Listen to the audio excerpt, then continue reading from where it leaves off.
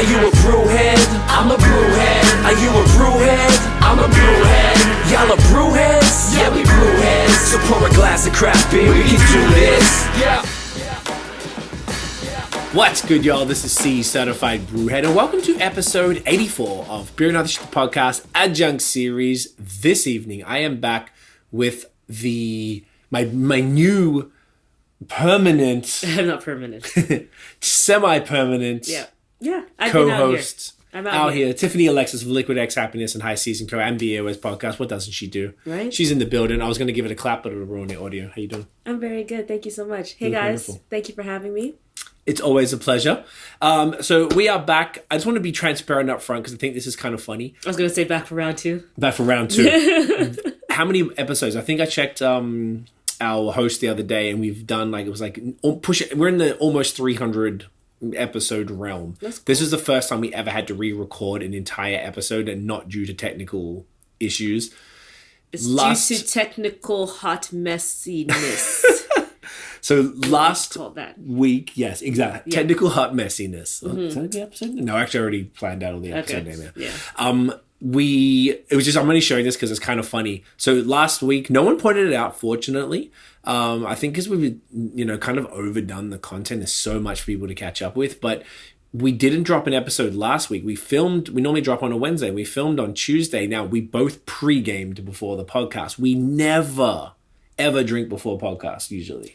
Probably have. Or very rarely. I usually don't drink these cheeky little cans of wine like I have here today, which are beautifully 12.5%, 250 milliliters, and are very dangerous. Yeah, very dangerous. Quite dangerous. Beautiful idea, though. So Huff Estates, which is in Prince Edward. Work, is it? Here, let me move my face so I can zoom in. Huff Estate, which is in Prince Edward County. Yeah, you got it perfect. Which is in Prince Edward County, Bloomfield specifically. Is a winery that made these cute little cans that are 250 milliliters and have, I know that's not a wine chat, guys, but BAOS. Hey, no, talk about it. Stuff. And they have rosé, sparkling, and whites. And then while we were getting ready, we were both pre-game, and I'm like, yeah, let me just have some, get some cans in. Yeah, I was like, why not? I'll do my makeup and get prepared and stuff like that. They're tiny, cute little things. Little did I really, really think about until after the fact was that, they're still 12.5%. And you know what it is? 3 of them. It's because I'm so used to the seltzer. Started getting used to the seltzer culture and all those other mixed drinks 5%. That are 5 to 7%. And you could easily have had 3 of those. I could have 7 of them or something. Yeah. Do you know what I mean? I'm saying 3 before a podcast. Oh, sorry. Easily have 3 before a podcast. Yeah. They're just having a pop of other people if you ever drank soda. Yep. But I treated these in the same way and disrespected my sensibilities. It was pretty entertaining. It was hilarious. We did delete the footage, but it was ridiculous. Yeah, it was hilarious. It was just too much. It's so rambling. Way too long. So rambling. Rambled, yeah. and you were a bit just slurry. Listen to 2 drunk people have a conversation. It's The whole thing was just a mess. We were like, okay, let's just edit it a bit, and we waited. It was just a busy week. We actually had a flood in this house, believe it or not, apartment. Sorry, the day after we recorded, so that also fucked us up. So we didn't even get to look at it till a few days later, and then all of a sudden, when you reviewed the content, you were like, oh, we can't. I was trying to salvage it a little. I was watching it. And I was like, there's a few things you probably have to cut out. And then I was like, first of all, we had started one topic that should have been 3 minutes, was 20 minutes. So then that was the whole thing. Then it's a little slurry. And then, it just all went downhill, really. So it was unnecessary. We didn't need to put anyone through that. So that's the story on that. Exactly. And this is going to be much more succinct. And to the point, we're still going to recover the same things, but we're going to do it better than we did it last time. Yeah. So first of all, you're drinking the Huff Estates, the sparkling. Yes, I am. And you bought a mixed case of the rosé, the white, and the sparkling. Great deal that they have, perhaps still going on at huffestates.com or whatever the website was. Yeah, it was such a good deal. Look it up. The guy just told me, I was just trying to buy 4, and then he's like, oh, but you can get a case for X amount. Huffestates.com, check it out. It was $20 a 4-pack, and we are going to get 1 4-pack of each of them. He's like, well, if you spend $24 more, you get a full case. And we're like, yeah. Deal. Yeah. Double the amount for $20 more? Fuck that. Yeah. Do you mind grabbing a picture of this? And you said that's Bloomfield, right? Yeah. Speaking of Bloomfield, I'm bringing it back. Last episode, we drank a matron. I forgot which one. I can't even tell. This is Janky. This is their classic IPA. Love it. I was just talking to Justin tonight, actually. Love this beer so much. Just such a classic. I distinctly remember the first time I actually had it on New Year's Eve coming into 2020 before we knew that things were about to be fucked. Interesting. With Bassam at Bar Hop. Yeah. Yeah. It's just so funny when you think about, like, where were you? Like, where were you? Before you knew that, like, everything was about to be a shit show. Yeah. What's the last bar we would have gone to? Something because I remember. No? So the 13th, Friday, March 13th, we did a collab with Wood Brothers. Oh, that would have been the last. We went there. Yeah. And then I think on the 15th or the 16th, we had the lockdowns. And I remember Nate didn't come because Nate's immune compromised and he didn't want to risk it at the time because the information was coming out. So it was just us and Chris. Yeah. And Noah couldn't make it. I think he was working or something. But the weekend before... We were in Vermont. We were in Vermont. And I remember being at Bar Hill, the distillery in Montpellier. Yeah. I remember the woman coughed and she was like, hey, don't worry. It's not that new thing. Trust me. It's fine. It's fine. There's no COVID. Were there masks? There weren't masks. There were no... Right? Oh my gosh. No, but there was hand sanitizer. There was the hand sanitizer started coming out. And because I'm actually crazy, I also already had brought the Lysol wipes to a hotel and already started doing the Lysol. Did we know that there was shit going? I don't remember. Do you remember? Yeah. Like we knew there was like something kind of happening there. There were 0 cases in Vermont. I don't even know if there were any really cases in Montreal or anything like that. Nothing to really consider. Yeah. But it's just because it was kind of like around and there was a buzz about it. So I was just like out of extreme paranoia, I just started bringing Lysol wipes on and wiping down everything. Which is smart, particularly in hindsight. Yeah. Worked out pretty well for us, the whole COVID thing being that we're already a little, germ conscious. Germ conscious. As it was. But so that was really, that was interesting times. Mm-hmm.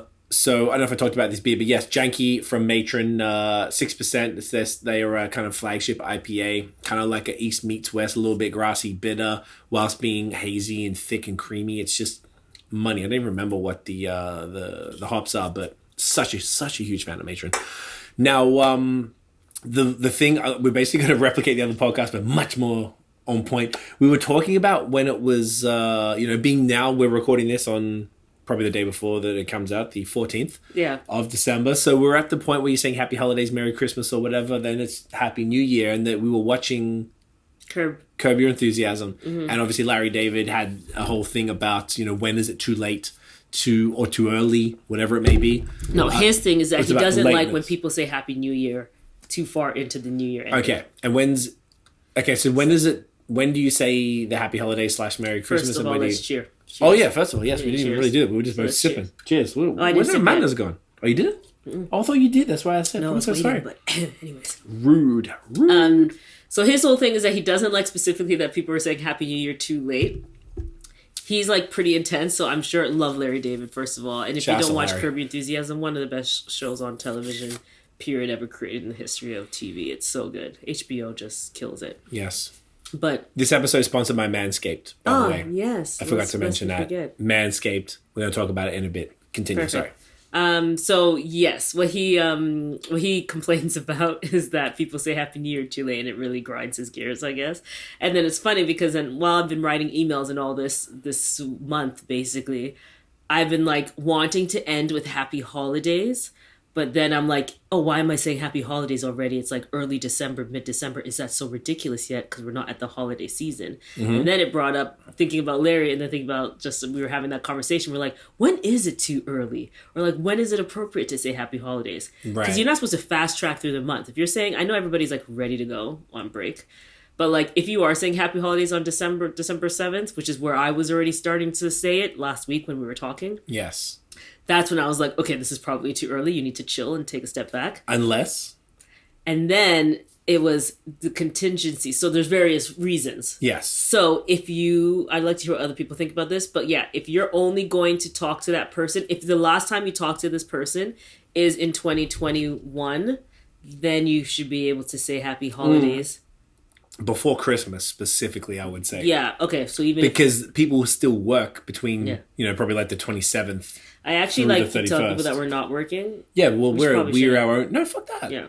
Tell them we're not working. Or at least not taking meetings. But anyways, that's the whole thing. I think you're not taking meetings. We'll be around, but like not taking meetings. We'll be doing stuff, but you don't need to... I feel like it's okay to tell people that everyone's switched off. I think if we don't switch off, then you never switch off. Yeah, exactly. We don't have like the thing the American has to Thanksgiving where they take this whole weekend. Canada doesn't really do that. Yeah. So we need to... Our clients are on the States, so... Majority. I don't think there's a wrong majority. There's not nothing wrong with that, but I feel like it's okay. Whenever you're going to speak to them last... leading to the holidays, you can say Happy Holidays, Merry Christmas, whatever you're comfortable with. Yeah, it still seems like December 7th would be ridiculous, no? It does, but if you're not going to speak to them, it's more like, and you care about it, you can be, all right, cool, thanks. It's probably a little bit, but if it's like very obvious. Have a good holiday season ahead. Like say some of the campaigns. Well, that's a good one too. But the campaigns, we do a bunch of campaigns mostly for Liquid X Happiness, but sometimes with BAOS too. And maybe once we've finalized, we're wrapping them up this week. Mm-hmm. So once it's, we probably won't speak to these agencies after, before Christmas after this. Yeah. So it's more, you could say, happy holiday. I think one of them even said it to us too. I think somebody has. So I like one of the girls in the bottom of her signature. It's just like, please note that I will be gone and I will not be answering emails. She's had it all month. Like I will not be answering emails from December 16th to January 3rd or something. Damn, man, I wish we did that. I'm actually gonna start putting that at the bottom of the emails. Why not? Fuck it. You know what? Fuck it. We should put please note, high season offices will be closed December. Perfect. This to this. So please give us 24 to 48 hours to respond to emails. Yeah. Guys, do that if you work for yourself or even if you have a job. Yeah, put that in your email. So get people ready. So PTO, prepare the others. Is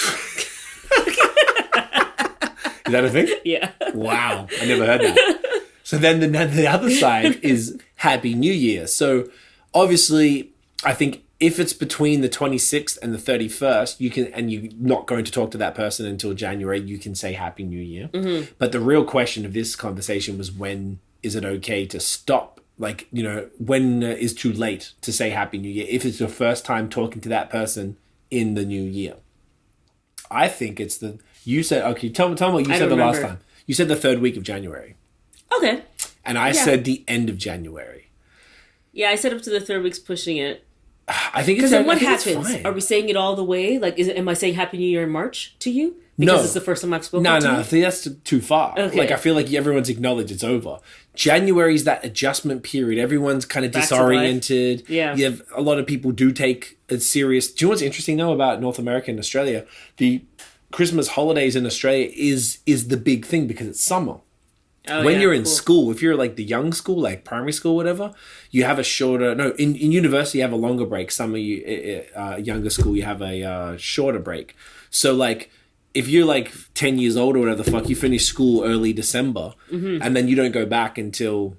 Hang on, no, go university, you get longer. If you're university, you might finish in October, November. You don't go back to February, March. Sick. So you have all of this time, April right? to September. Yeah, right. Makes sense. But that's the summer break. Mm-hmm. So over here, you just have this Christmas, New Year's, and then it's back to work. We're in Australia. It's no. You're out. It's summer. Yeah. So it's the other thing. It's a different vibe. Yeah. So here, people just get right back to it, and I've always... It actually sucks because then when do you get the other break?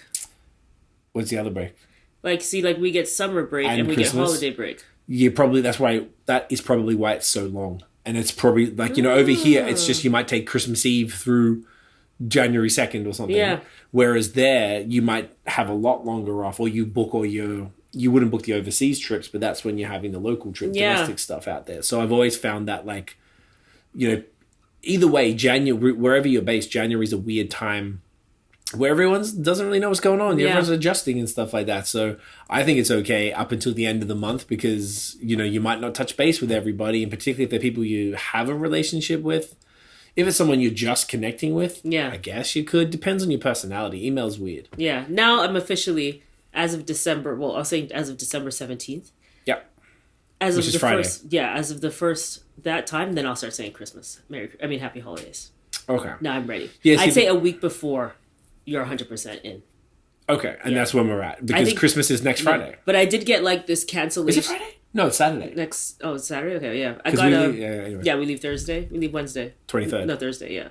I had a meeting cancellation on my calendar today for next Monday. Okay. And they were like, Happy Holidays! So they're already peacing out, which I So they're already fuck the meeting. I'm out. Yeah. Bye. And I was like, I feel like you could cancel any meeting next week. That was my response. Hell yeah. Love a canceled meeting. Tell me what feels better. Comment below. All right? What's better than a canceled meeting? Rate it and then comment and tell me what feels better in life than a canceled meeting. Don't apologize. You did me a favor. And if you do it, literally you're doing never them a say favor. Sorry, I have to cancel. I feel like people definitely don't understand. Sorry. There's just unless it's really necessary, but I feel like even necessary meetings at this time of year, people are like, fuck that. Yeah, lengthy email is fine. Exactly, lengthy email is good. Yeah. So I feel like we're aligned for the most part on that. And look, we wrapped that up instead of it being 20-minute conversation. Look, it's already 15 minutes. That's what happens when you're more sober. fucking beaut. Yeah. So this episode, we were talking about last time that we were going, when I say last time, the deleted episode, about a bit of a year in review, but I wanted to just let y'all know, and what we're going to do is, this comes out on the 15th. The Friday the 17th, we have our annual collaboration with Matt from Vox and Hops and Noah from Beerism, our top 10 breweries in Quebec episode. We filmed it the other night, came out really great. That drops at 8 p.m. Eastern on Friday on BAOS for the video. It's going to be on our Facebook and YouTube. We've got the audio exclusively on Vox and Hops, and then the blog post on Beerism. So we're going to run through all of that. That's our annual wrap-up for Quebec. Now, Nate from Nathan Does Beer and also from BAOS, him and I are going to do a top 10 Ontario breweries of 2021. Now, we're going to do that in January.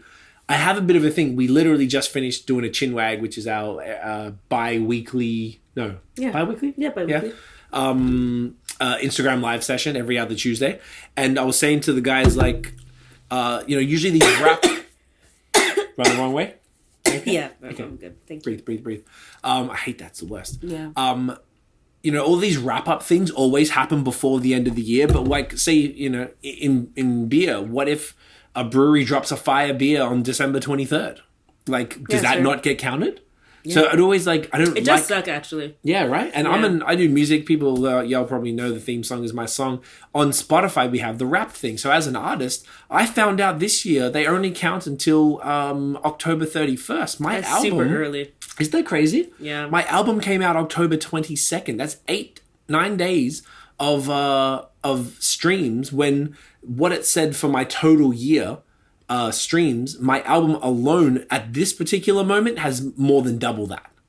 So I should have had triple what is on my Spotify thing, but it doesn't get counted. And I don't know if it gets rolled into the next year. It's so redundant. So I wanted to test with Nate.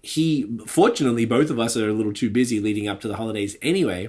So we're going to do it in January and try and make it an annual thing and make it a podcast. So we're going to do the audio and video and stuff as well. So we're not going to do any of those things tonight, even though this will be, pretty close to the end of the year, where maybe people expect end of year wrap up things. And we've got some other episodes still planned and shit. But you guys already like that other wrap up that you have. So that's good. So it's great. It's super fun. People seem to really like that, particularly because it's a collab with the homies, right? Yeah. So it gets a bit of reach because, Matt does really well and Noah's been around forever. So I really enjoy it. It's a super fun thing. I think everyone just wants to actually, say Spotify Unwrapped. Mm-hmm.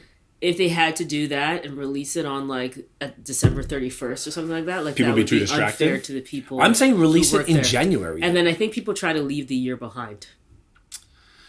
That's a fair point. So it's hard. They're kind of oh, well, that's done. 2021, boom. But what if you release your album the week after Christmas and you get 100,000 streams? And now I guess that means everyone has to know now not to do that. Well, now, no. Even though it's just Spotify Unwraps, in the end, it's yeah. Movies, when you think about it, it's awards, I guess. Awards, it's best movie of the year, but it's not the best movie of the year from January to the time the Grammy starts or something, right? It's still a calendar before, year. I guess. It's it's a part. Exactly. So correct. that's what they should probably just do with this, is make sure that it's October. Oh, November 1st to October 31st? Yeah, something like that. So maybe these other streams will count in my 2022 thing. That would be the fair way to do it then. The fair, I guess so. But I think October 31st, make it the end of November at least. Yeah, these engineers, they ain't playing, man. They're trying to get out, all right? Everyone's I feel like couldn't you just write the code and then you could get it going and fuck off? I don't know. Is everyone taking the whole of December off? How hard is it? I don't know. Anyway, that kind of ground my gears a bit. So that's why. Work? I don't know. I can't. I like it. Is that a past tense? Yeah, past tense. Ground my gears. I could say grinded. Yeah. I thought ground was funnier. Yeah, ground. I like. Yeah. Yeah. You like that? Okay, good. I'm glad you picked that up too. Yeah. Subtle. So we did a bit of a test. We're doing our usual annual one in December, which will continue every year. We might bring someone else in on that next year, and then the one with Nate and I in January, and we might bring people into that as well to try and make it more of a community thing where we all get to put in our voices. We started off with me and Matt, and then we brought Noah in and blah blah blah. So I think we'll start this one with Nate and I, and we'll go from there. Love it. So those things are coming. So keep an eye out for those. Now, as you can tell by the title of this episode, we're going to be talking about craft brewery marketing and how to win at that in 2022. And we have 2 segments we're going to do. Yeah. The first segment, which fortunately you don't really remember, right? from last time? A bit of it? Yeah. As in, like, you don't remember the specifics? I don't remember the specifics around what I said, probably, or any feedback that I gave. Okay, perfect. I remember some of the accounts that you showed me. Okay, dope. But yeah. So what we're going to do, we're going to actually run through a bunch of our favorite craft beer Instagrams. Craig's favorites. My favorites, so not Tiff's. I'm reacting to Craig's favorites. I didn't pull any of these. And I actually crowdsourced this with Noah from Beerism, Nate from Nathan Does Beer, Chris from Hops and Bros, just to see if they had any faves as well, because I was like, yo, who do you think did it really well, did it well this year? Nice. So that's the first thing. We did an article like that once, too. With best social media?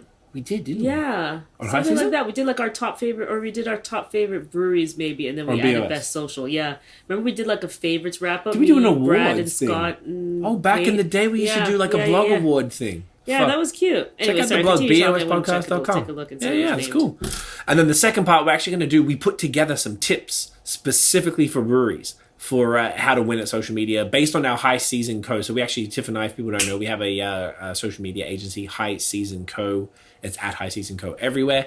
And, we have a YouTube channel and we, do these tip videos, on Instagram and different things like that, just tips and tactics and ways to do different things. So we put one together just for beer, and like, as I think we might have said this last time too, the number one downloaded episode of all time is episode 130 of the original series with Tiff, and it was the business of I think it's called the business of craft beer marketing or something like that. The business like that. of beer. So maybe we'll call this one, is it how to win at craft beer marketing? Yeah, whatever you told me, I did it. Okay, I can't remember what it was. I have to double check. All about those keywords, guys. Keywords. So I can't look at it because I'm about to change to a split screen. I'm going to put us down the bottom and we're going to be small. We're just going to run through some of our faves. This time it's going to be more efficient. Now we're at 22 minutes. Do you want to do the ad first? I was about to ask you. I think we should, before we get started, let's do the ad read. So this video, fuck, what am I, like 80? 22 mins ad read, just so I can put it in there. This is brought to you by Manscaped once again. Manscaped are a pretty fun sponsor to have. I use their products. I'm going to tell you all about it now. So, hey, I'm reading the script here. So and I love that they give me a script. I think it's so much better than me just making shit up. It makes me genuinely, it makes me laugh so much. Yeah, the Potters I watch normally are reading a script. Yeah, and they're okay with it. The examples and I like it because you get to add your own thing into this. Little thing to it. Yeah, you get to add your own opinions. So, I love this. Hey, fellas, this episode of BAOS Podcast is brought to you by our favorite producers of ball trimmers, Manscaped. The global leaders in below-the-waist grooming are leaving 2021 with new product. Clean yourself into the new year with their ultra-premium body wash. Also, special offer alert, use the code BAOS for 20% off and free shipping worldwide at manscaped.com. 4 million men have already trusted Manscaped. Time to join them. One of their other ads said that's 8 million balls. I enjoyed that a lot. Yeah, I enjoyed that. So, was there any highlights of 2021 that you enjoyed overall? Your fresh balls, thanks to Manscaped. Well then, say less. I can't even beat that. What were your highlights? My fresh balls. 2022 is on its way, and the last thing you want to be is the guy with pubes getting in the way of making this year your best year yet. 2021 sucked. Well, I thought we had a really good year. I liked this year. Oh, 2021 was great. Except for the flood. Exhausting, but great. The flood sucked. Super grateful. Everything else was good. Got lots of Yeezys. Lots of Yeezys, yeah. Drank lots of great beer. Yeah, we did good. I'm not mad. So I can't align with that, unfortunately, Manscaped. But you know what? For some people, maybe you did. And that's why Manscaped is making a splash and upping your grooming game. Their signature Lawnmower 4.0 is here to take down every pube in its path. This is awesome. The copywriters on this team. Yo, you guys are money. Great copywriters. Manscaped engineered the ultimate groin and body trimmer by focusing on intelligent functionality and an incredibly comfortable grooming experience. Facts. Their 4th generation trimmer features a cutting-edge ceramic blade to reduce grooming accidents. Trust me, Mans had a lot of those. Thanks to their advanced skin-safe technology, it's even waterproof. This tool is amazing, and I'm confident using the 4.0 to leave 2021 and my gross pubes with it. I'm not going to lie, I haven't had pubes since I was like 18, so... You know the vibes. But now it's so much cleaner. So much cleaner. You know what else I'm confident about? Smelling like $1 million. You may be asking how, and I'm happy you did. I use the Manscaped Refined Cologne with the same signature scent that's in all Manscaped formulas, a great complement to your collection. Let's talk about being clean, feeling, and smelling good. The new Ultra Premium Body Wash from Manscaped solves all three. for the perfect addition to your daily grooming routine, but in the shower. I shower every day, obviously, and I hope you do too, you filthy MFs. This body wash is infused with aloe vera and sea salt to keep your skin feeling clean, nice, and moisturized. With Manscaped, you'll be a brand new man and ready to kick all the gross hair and smells out with 2021. Once again, use the code BAOS, y'all. Get 20% off and free shipping worldwide at manscaped.com. Please do yourself a favor. I'm all in on confidence and smelling good this new year. Join me with Manscaped. I literally trim. What day is it? I think I did on the weekend. My chest, I hate it when the chest gets long. And I always make sure that Manscaped makes it so much easier. Deadass. Nice. I've really enjoyed it because I used to always like nick myself with this metal thing I had. And so much better. Now, get 20% off and free shipping with the code BAOS. I'm just going to keep repeating it. And it's going to be up on the screen at manscaped.com. That's 20% off with free shipping at manscaped.com. Use the code say it with me, Joe. BAOS. Happy New Year. Balls and other stuff. I want to say Happy New Year to all the balls. All the balls. Hey. Just the balls. No shaft. And with that said, we're back at it. Now, we are going to go and we're going to review. I'm going to run these past Tiff. There it is. That's what I'm looking for. I'm reacting. Tiff is reacting. So this YouTube video is called Social Media Marketer Reacts to Craft Beer Social. If we clip it down? Less than 100 characters. Too many characters for a YouTube title. Right. Much too many characters. All right. Now this one, I'm not sure if the audio is going to work. I'm pretty sure it does. This is R&B. Come through the mic, right? Yeah, at the very least, even if and we're going to run it through there. So this is R&B Brewery in Vancouver. They have a green screen IPA, which is fucking genius in my opinion. This is their ad for us. I'm just going to run this, and they also post this on their social. Perfect. Am I getting volume? Wait a second. It's playing, but where the fuck is there no volume? I heard it just seemed really low, but then you're right. It's Isn't this video? I don't know. Yeah, that's right. Okay. Maybe we could describe it. So there's a guy on a Zoom call, and he's drinking a beer that is Kia Green, like Keyer, which essentially you can make disappear in editing software. So he's on a Zoom call, and the beer is disappearing in his hand, and they can't see it. So he's able to drink while he's on a work call, and I just thought this was fucking awesome. Yeah. I don't know if it actually works. I'd like to give it a try. Shouts to R&B Brewing. I hope you bring it back. Fantastic advertising. Fantastic. I really want to shout that one out. Okay. So, I'm just going to play something else. Let me just close this fucking thing then. And I agree. You agree? You relevant dig that? AF. You can't get more relevant than that. I love it. Yeah. So these are a bunch of Instagrams I dislike. We can point out some of the good things about it and maybe some of the things they could do for to improve it or whatever. Perfect. So we're on Bellwood. I'm going to let you talk actually because I think last time I spoke too much. To me, so this is Bellwood's Brewery. At Bellwood's Beer. Bellwood's is, and all the links are in the description by the way as well for all these. So guys, pull it up with me here. So we're going to look at Bellwood's Beer at Bellwood's Beer.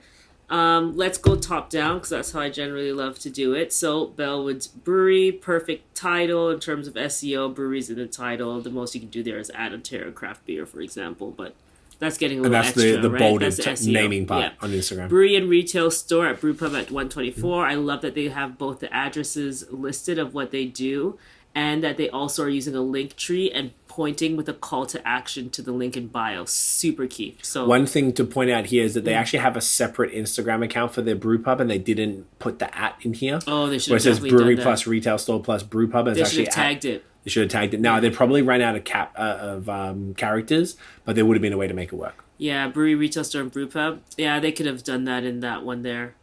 In the first line there? Yeah. That's the 124. Ossington has their own page, eh? Correct. Interesting. Because we looked at it last deleted episode, and it was just a bunch of mostly food. So it was showing things that wouldn't have been relevant overall to the beer. So all products are here, and they've had a separate one just for the food. A little bit of the beer stuff, because Ossington does have specific beers that they do there.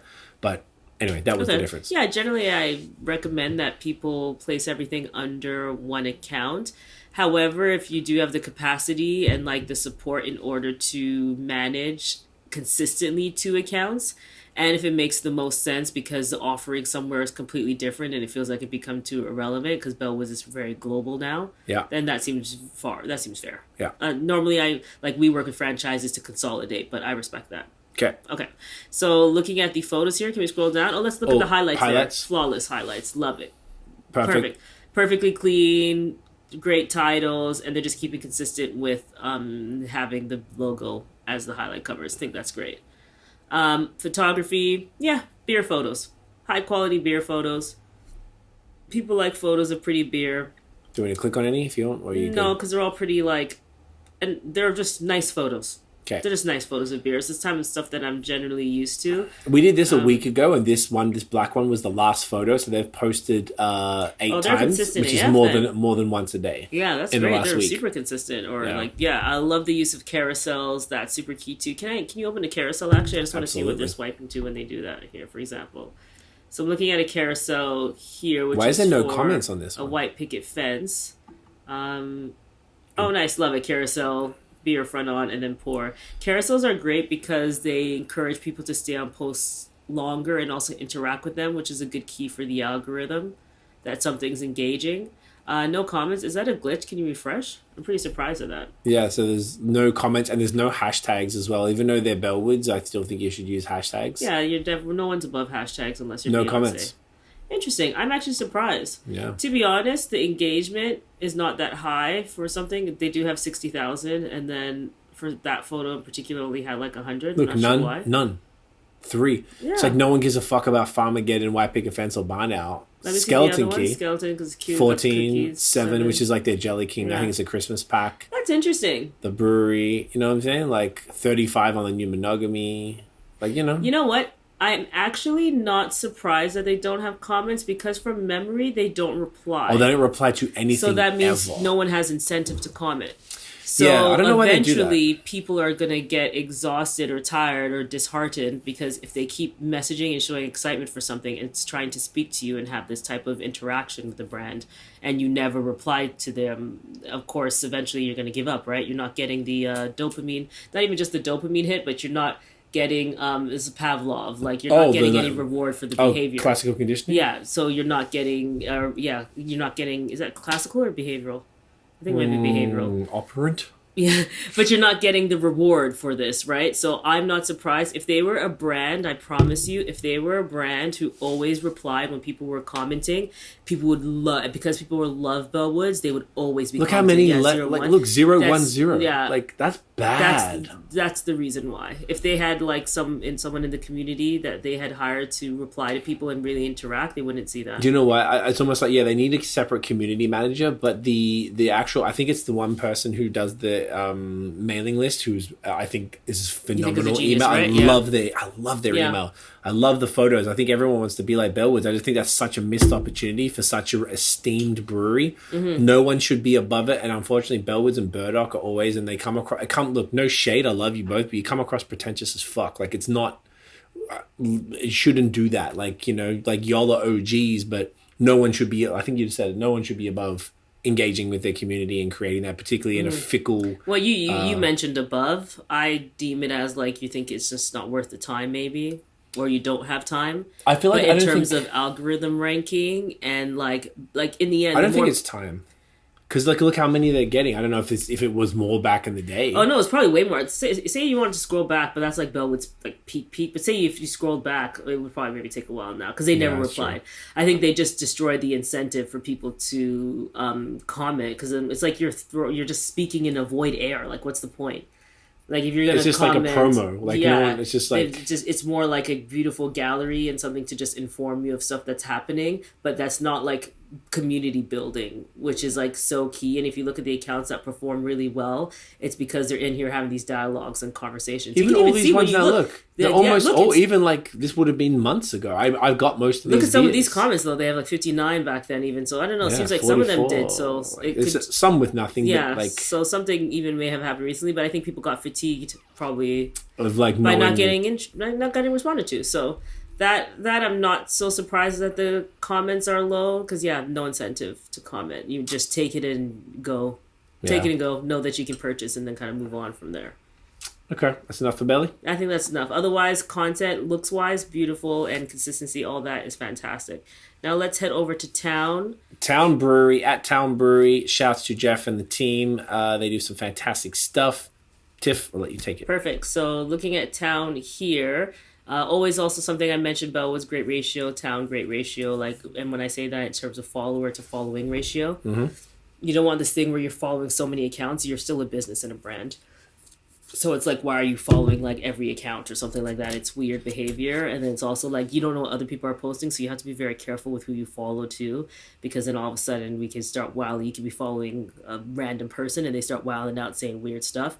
And this community stays creeping on what everyone's doing. So they could, you could be following, I don't even want to offend anyone. You could be following someone who's not ideal to what you are or your values. So you have to be careful with that. So keep that ratio clean and tight. With our clients, we only follow partners, influencers, and other relevant brands that we think make sense. So anyone we've worked with, want to work with, or admire, basically. Yep. Okay, so when we're looking at town here, my first call out on the bio side of things, I love the tagline, strengthen our community through good work and good times. And that is so true. Like, that is what they're doing. That's but their the words ethos. craft beer are nowhere to be found. Craft. So these Instagram bios and the bio itself, in addition to the name, they are both searchable, and Instagram is pulling in that information. So you want to have like craft brewery, Ontario, any of these things, Ontario craft beer, any of these things in your title, because that makes you more searchable, which is important, and also helps when people are typing in words to help you rank higher. So that's something that's key. Another thing that every bio should always have, if you can put, like, if you were able to put your address or your hours, that's really convenient when you have something like a brick and mortars, like letting people know when they can come visit you is key if you can have the space for it. And then additionally, a call to action. Yep. So what Town Brewery is just missing here is, like, I would love a link tree, which is like a website that allows you to consolidate a bunch of social links landing page. Yeah, it's a social landing page. Allows you to link out to different things. So for example, would be like, browse our shop, check out our upcoming events, like new drops, stuff like that. It'll allow you to put that in, donate, because they do cool stuff, maybe, like, for example, if they had that. Yeah. So that's what I would recommend, in addition to a call to action in the bio, which is just like, hey, look at this link here, click out and go do something that's important to us. Yep. And some searchable keywords like craft beer and things like that, just explaining exactly what you do, just to make it, because Town Brewery in and of themselves, that, like, it's a little generic with the name. Yeah, you say, like, we're a Whitby-based craft brewery or whatever, serving all of Ontario, or whatever exactly. You do, that type of thing, yeah. Highlights? So, highlights, very cute, matches kind of what the can vibes are, so it's down for that. Everyone needs highlights. If you don't have highlights, please get them right now. Like, we have people surfing our clients' highlights from, like, 60, 70 weeks ago. It's nuts. Yeah. Like, I always forget how far back people go with that type of thing until someone's like, hey, where's this Miami, like, hotel located? And I'm like, geez, my goodness, like, you're all the way here now? Yeah. Like, it's amazing. So in terms of feed, so overall, I love Town's photography. There are 2 flyers back to back, which is usually not my thing. So I will definitely say, engagement though. Whenever you generally, like, Instagram is a very visual platform, as we know. So when it comes to things that look overly promotional, our first instinct, as all of us are, just like as it is with any ad, is to, like, shut it out. Like, you're just, like, immediately like, oh, you're promoting to me, you're advertising to me, let me, like, cut that out. That's why you'll see here when we compare these types of graphics. So on the Town account right now, there's 2 graphics there. One for, like, an event with Matthew Lewis, and then a holiday trivia. If you look at the engagement, can I just scroll over to Matthew? It's probably under 100 or just teetering around 100. 43. Okay, so look at that. And then 91. And 0 comments on and both. 0 comments. And then let's go to a pretty photo of beer. 242. Likes. 427. But still only 5 comments. The comments are wildly It's low. because people aren't replying. That's the problem. I think we looked at this last time and Town aren't replying either. Okay, so we'll talk to Jeff about that. But that's Adrian. You can't post and ghost. That's the one thing. That's what that's called, posting and ghosting. Let's just check this one and see if they respond. I think they respond to some if it's like a genuine question. Mm-hmm. But see, all of these, gotta get this ASAP. What? Oh, hell yeah. Yes, please. Yeah. Those are replies. Come and get it. Oh, gotta get this ASAP. Hands up emoji. That's like, stuff. not one reply. You just reply. It's like that would have doubled your comments. Yeah, and not even a like. Not even a like. So there's just no acknowledgement there, which is just like it demotivates people from interacting. And I know that, like, further. Town really are inspired by Bellwoods as well. Like, every major brewery that's killing the game is inspired by Bellwoods, but don't be inspired by their social like this. Like, please respond. It's always been a pet peeve of mine personally that just Bellwoods never did it, and I feel like so many other. Do you know who listens to them? Actually, we're going to get to We didn't even put them in here. Third Moon. Steve watches our videos, and he said he responds to everything. And I never noticed until we did the link up episode, and he said he does it because of our videos. I love that. Yeah, I remember. Third Moon don't need to do that shit because they're fucking Third Moon. Needs to. No, okay, sorry. As in, like, you could argue that they're already, they sell out in seconds, like Bar Canada, same thing, blah, blah, blah. But he goes out of his way, responds to every DM, every repost on the story, every comment, everything I've ever posted from my personal account or from BAOS or from anything I've seen. He responds to everything. And he said that's why. And I love that because it helps form that community. Why do you think people are so passionate? It's one of our most watched videos of all time. What? Of podcast, The Third Moon. Oh, yeah. As far as podcasts. People love them. Yeah. Right, but I think that's part of the reason. Yeah, for sure. They're building community around Continue. it. Sorry, I just wanted to point that out. No, because now right. That's 2 in a row. Breweries that are both phenomenal and are doing a really great job with social, but it's just one thing that is letting slide and it's very easy fix. And I think also they're not using hashtags. Come on, load, really? Wow. And speaking while Craig is putting that up, so also hashtags are key. You have the opportunity right now. So traditionally, 30 hashtags was the one. That's kind of in flux right now because Instagram dropped this bomb saying that you should only use 3 to 5. So at minimum, you should be using 3 to 5 hashtags and go in there and mix them in the first comment, in the caption. Sorry, previously used to be the first comment, but they explicitly said put the hashtags in your caption, and they explicitly said use 3 to 5 right now. So the interesting thing about that, we've been testing it for the last couple months. We haven't done our analysis, which we're going to have to do maybe soon. over Christmas. We probably should. That'd be nice. Because I have no opinion. Yet, my inkling is that it's not really working that amazing. A lot of our community, almost exclusively, I say almost 100%, are saying that it does not work, and they say the 30 hashtags works more. Does not work as in the reach has declined. Correct, the reach has declined, and they're not getting as much light. They're not getting as many engagements across the board. But we can't tell you for certain what to do. But if Instagram themselves on their @creators account are saying to use 3 to 5 hashtags, then in the caption as opposed to 30 in the first comment, then do what they say, test it out for yourself, see what works, follow from there. Perfect. And then another thing, when we were talking about the comment side of things, it's social media, right? It's supposed to be social, and that's why the comments are key. Facts. So straight up. Anything else for Town? Otherwise, I think Town's photography is beautiful. Yeah, great job. Where I think Bellwoods lacks a lot of faces and people. Like there's very minimal connection that you can have there. Yeah. Town is great at making you see people. I'm sure you have them in this list, who are the number one people at inclusion, which you'll see soon. But I love what Town's doing, and I love seeing diverse faces in the feed, which I can see Town has as well. So that's super key. Love it. Everyone has to feel welcome. 100%. Perfect. What are we looking at now? This is Toltec, Brasserie Artisan. They're in Boucherville, Quebec. We're having them on the podcast in January. Excited to talk to them. I think their photos are fucking A1. They're really creative, but I wanted to run it by you. Shame they have to have the underscore, but that's just it is what it is. Yeah, they might not have been able to get it, or they wanted to separate it. Wonder if Toltec Brasserie was available. Yeah, it's like when they have these long ones, like Avant-Garde is the same thing. It has the same sort of name. I feel like the French makes it tough. Yeah, that must be it. They could have called it Bière Toltec or something like that, but... Okay. So cool. Looking at them, I should look at people's stories too, but let me just look at the profile as a whole. Like that they have the hours in their bio. Yes. That's all they have though. So again, missing a call to action like we talked about before, and missing they don't even have description the word BL. of the business. Not even French or English. I mean, these are here in Quebec, so they don't have to have English, but like there's not even the word BL to people be able to search for that. Yeah. So that's we've already talked about same the same thing thing across the board. So link tree. Do you want to check the stories? They are using their highlights, which is cool. I wouldn't say they're branded in any particular way, but they're using them.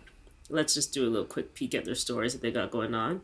Ooh, a little animation and stuff happening there. Confetti, double dry hopped IPA. Ooh, question marks and stuff. Ooh, disponible online. Beautiful photography. One thing you also have to notice when you're doing stories, though, is there are these grid lines that are at the top and the bottom of stories. And if you go outside of those grid lines, your text is going to get blocked. So in their stories there, I can see their text is being overlaid by the UX. Yeah. So, or UI, whichever one. But that's taking over, so you want to be careful of that. Okay, so lots of dope photos in here. I see they're going big splash, big animation type deal. Yeah, it looks sick.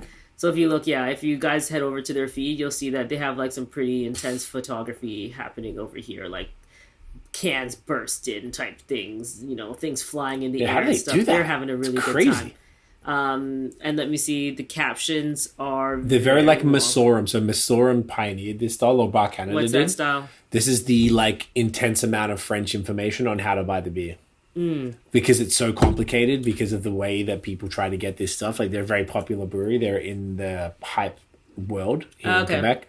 So Masorum and Bar Canada have this way, lots of the exact same thing. The name in caps, then the small, regular smoothie sour, blah, blah, blah. And then, but also no hashtags and no responses to any comments. What I do love, though, is because of that really deep, rich caption, they're pulling in a lot of search. Like, that's really helping them on the search side of things, is having all that. It's like the blogs, right? Yeah. Like those people who have like intense. You ever go to a cooking blog, a recipe blog, and you just want to try to get to the information, but there's all this stuff in there before just giving you the key info. Yeah. It helps with ranking, and it actually helps with ranking on social as well now. So it's probably that. So this is a contest. So the contest has... Contests are such key ways to grow. So always definitely recommend leveraging those. They're talking about their merch was good. The photos are sick. Like, we can see that. The photos are That's why I picked that. I just love their photos so much. And then, sorry, did we say their hashtags are existing? No hashtags at all. So definitely could increase reach. If people are still searching hashtags, guys. Hashtags still exist. They're not the only thing that'll help you grow, but they matter. So they do. But yeah. Not a ton of comments here, and I think it's also because they're not responding. Same deal. So the same common things, it seems to be no hashtags and no responses. Yeah, and remember, like, whenever, in terms of algorithm ranking and showing up more often in front of the people you want to show up in front of, when you reply, you're adding an extra comment. So now it's like, whenever I reply, a post that could have had 5 comments now has 10. And Instagram is like, oh, this is like engaging content. We need to distribute this and serve this to more people. So it's only in your benefit in terms of creating community, but it works technically speaking as well when you look at it from an algorithm perspective. 100%. Lots of a bit more faces than more faces before. In the feed for sure. Yeah, need some diversity, but love they to are see, like, in different the South Shore. people in here. But what is that? Which photo one? Of the this? art? Yeah, that's something. It's like an art face with a human hand. It's like a t-shirt. It's on t-shirt.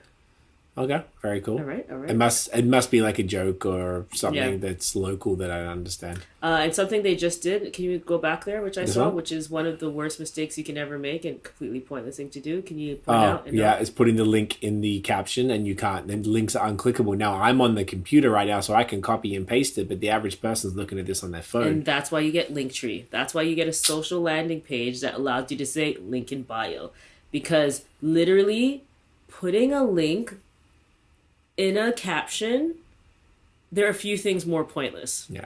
I think there are a few things more pointless. With peace and love. With peace and love. I'm saying, we're being a little savage here. I'm not even being savage. I'm just trying to give constructive criticism. With savage. Peace and love, it's like, it's not going to work. You can't click it. So then it's just like, I am not going to imagine being on an iPhone, like on your actual phone, here on a laptop, because really, people don't scroll Instagram on their laptops, period. It's because you're like looking for something specifically. Like, people don't go to their laptop and go through Instagram. It's because we're out here with a purpose. So on my phone, I'm not going to see that link and put in youtube.com/watch, go back and be like, $V. What was it? Okay, equals. Okay, go back here. All right, UP. What's that? Uppercase D. It's not happening. It's not happening. Do you know what I mean? So now you've just lost me when you easily could have said link in bio. I'm like, cool, link in bio. Awesome. Open it up. Bonus tip, if you use Linktree, actually, they allow you to go directly to the video. They have a deep link embedded, which means you can actually go directly to the YouTube app. If you're not using a platform like Linktree or later, there is, what's the brand that does deep linking? Oh, URL Genius. URL Genius. You can have that, and that'll deep link, which means it'll go directly. It'll bypass all of the annoying opening in a Safari or a browser or Chrome and go directly into the app. So it'll take you from Instagram right into YouTube. Yeah, URL Genius is awesome. Yeah. Okay. So same type of thing? Yeah, same deal, though. Right. I'm going to get the next beer and go to the bathroom, but do you want to talk about our next one here? So I knew you would have them here. You knew I have them. That's what I said. I knew you'd have them here. So basically, if we were doing awards if we were doing like brewery awards, I would definitely be giving this to Dominion City. So at Dominion City on Instagram, just like, if you listen to any pod, I can't talk about them enough. I just think they're hitting it from every single angle. They're like Apple or something like that. They're just so thoughtful in everything that they do. They're thoughtful in the beer that they craft. They're thoughtful in the way they show up in the community. They're thoughtful about the way they show up online. You just see it across the board. So looking at Dominion City here, one thing, no call to action in the bio, which I would. They have a beautiful statement in there, makers of very good beer. Love that. I'm just going to quickly go to their stories. Awesome. They're showing the things that are in their cafe. They're using native text. They're using the link stickers, which are now available to everybody, which is fun. They're posting anything that's new is going into stories. Lots of beautiful high-res photography. Full frame, gorgeous, putting in through their beer releases as well. This is just great photography. This is great. Oh, shout out to Rand. This is in regards to the Brave Noise beer. So yeah, this is just beautiful. They just kill it when it comes to social and photography. Like their content output is A1. How's that community responses and hashtags?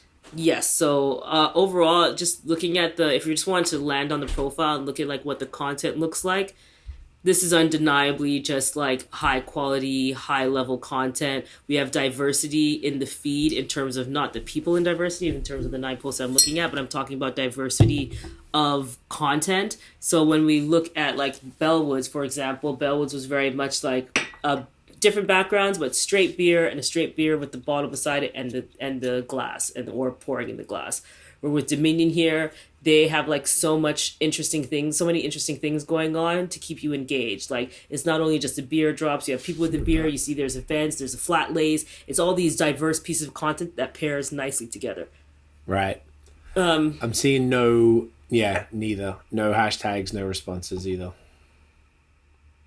So that would be, look at the volume of for the quality of the photos and for these level of engagement, I don't see any responses. So it seems to be a pretty common thing. So far it's 4 for 4, like no hashtags, no responses. Mm-hmm. Interesting, yeah? But yeah, you nailed it. This is great. Anything else? Shall we keep it moving? Just in the interest? Keep moving. Next up, why is this so fucking slow, man? Sure, should I crack the beer? Let me crack the beer. Sure, go ahead. So I'm looking at Masorum now. Oh, We're going to talk about it. Let them know. Oh, should I do it here? This is Daft's Mr. Sparkle. Daft out of Kingston. We were just there. I don't know if it's going to come up. We're in the bottom left here. It's a 6.5% New England IPA. I had this on tap at the brewery about 2 weeks ago with Adam, the owner. Such a champion. Love everything these guys are doing. Want to share this one with Tiff because they make them all in these 600 ml bottles. They're bloody ripper. So Tiff's going to take a picture of me pouring, and then we're going to talk about the next account.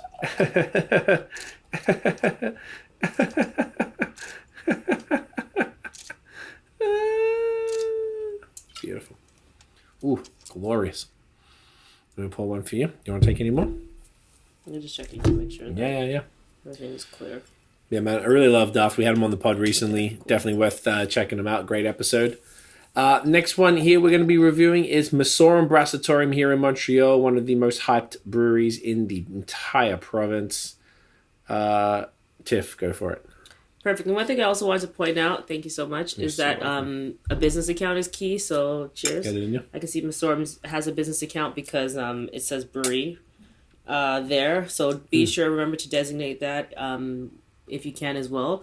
What are these 2 things that they have linked in their bio there? So the bottom, I think the first thing is it's called Mitch Deli _ Masorum. So I think it's their they got the food that's available there. So I don't know if they operate it or if it's the person doing it, but apparently it's all like wicked chicken sandwiches. I heard really good things about it. They look great. And they've got the Masorum Cycle Club as well, which is like a make it a bit hazier. Health key. Yeah, they do like this cycle. They made these like t-shirts and these, those weird, funny like lycra bike shirts that my cousin Daniel wears. Mm-hmm. Like them shit. Nice. So they have a nice little thing. Okay, so first things first, same thing, bio, no description or anything about keywords in there. Definitely want to put that in. I would also not make it just Masorum. I would have... Doesn't even have their whole name. Yeah, it doesn't have their whole name. So definitely put your whole name in there because that's how people are searching for you. And just give Instagram as much information as possible to rank you and making sure that people can find you. So and even open 7 days a week, so still a little vague. I feel like there's ways to do it. Yeah. Linktree, of course, as we mentioned, and link in bios. I see right now they're going for like a super like clean white background. They've aesthetic. changed up their look. Oh, okay. So this is because they're doing this 12 Days of Christmas, and the different releases that people are creaming their pants over because as they do. Well, the beers are phenomenal. I got some the other day thanks to Noah. Shouts to you, bro. I got this little bad boy that one here. looks beautiful. The one on the left with the green. What's that? This one. I think it's one of their barrel aged saisons in the clear bottles. 12 Jours de Noël Mort. That looks like rosewood, 12 Days like of Death bottle. Christmas or something. Yeah, doesn't it? With the beautiful green wax seal. It's a... the fuck is it? Doesn't even say. Oh, it's all in French, man. It's so hard. Vitis riparia. Raisin on lip. Oh, fuck, man. I can't do the translate. It's like frost grape. So some sort of grape, probably like a farmhouse. They have like a wicked food, and so it's probably... I see with honey. Yeah, there you go. In there. Okay, cool. Love it. But these particular photos are all consistent because of that, which is great. But I feel like they've changed their photos lately, and it's been like really interesting, really cool shit. Like I'm really impressed with all the photos. Like, and it's like they're like doing stuff like they're like breaking glasses and like pouring these expensive ass stouts over pouring them like that, and they're just like that photo looks dope with the stout and the chocolate. It's like fucking so cool, thick man. Coming down. Good one. Always no responses, no hashtags. Okay, Same so as everything's standard then. I feel like this the craft. Oh, fracture. I know it's fracturation. I love this beer. It is. I love that one. Sorry. Yeah. Gorgeous photography, no question at it. Let me see their engagement, so I can just scroll over it. 438. Engagement's fantastic. Damn. They slay in the game. Obviously, when there's beer pours or something interesting, those are performing better. Pours. Another one thing to pay attention to, guys, in general, like as when you look, can you go to the one with the other white background here? This one? So that one, 174, and then what's the other one underneath it? The red? No, with the white background again. 162. Interesting. So something else that you want to notice too and look at is like what content's performing the best for you, and then double down on that.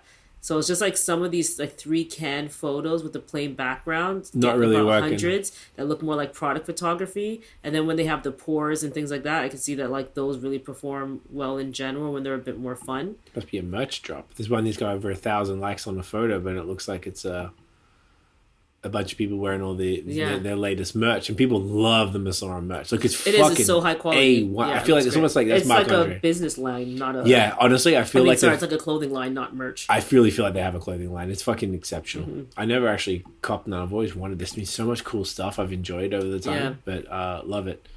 So sometimes what you want to do is look at what content's performing best. When you see the content, there's a pattern between the types of content that perform well, you double down on that. So. I feel like they realized like all of these plain ones were performing pretty averagely, and then they started doing the crazy shit. You can tell that they changed it. And now you can see the engagement really increased. So maybe they had noticed that themselves, and that's what's going on. Yeah. But that's something key to pay attention to. I think they're pretty savvy dudes. Like they know what's going on. It's not pretty. Like, they are. Yeah. They had gift stickers from the jump before they even launched. When they saw that, I was like, oh, these guys ain't playing with the they ain't fucking around. And they're all such good dudes, man. I really like these guys. I haven't seen them in ages, but perfect. Anyway. On the social side of things, they are doing well. It's just, again, the engagement, the comments, that's key. They need to start. I would definitely just recommend paying attention to that and the things we mentioned above. So let's head over to the next guys there that you thought I should look at. This is Brasserie Silo. This was, I think, Chris sent me this one from Hops and Bros. I have not been here, haven't had their beers, but they have a brewery in an old church in the Laurentians, the Valmorin. Okay. Wonder why they aren't following anyone. It's very Beyonce. Yeah, it's very... I don't like that. It gives snooty vibes, even though it's not what they probably are. I bet they're lovely people, but... Yeah. I will talk about some of the benefits of actually following people. Again, this is when I'm talking about algorithms, so things that are like technically community, but I'm talking about like in terms of what will help you perform better on the platform.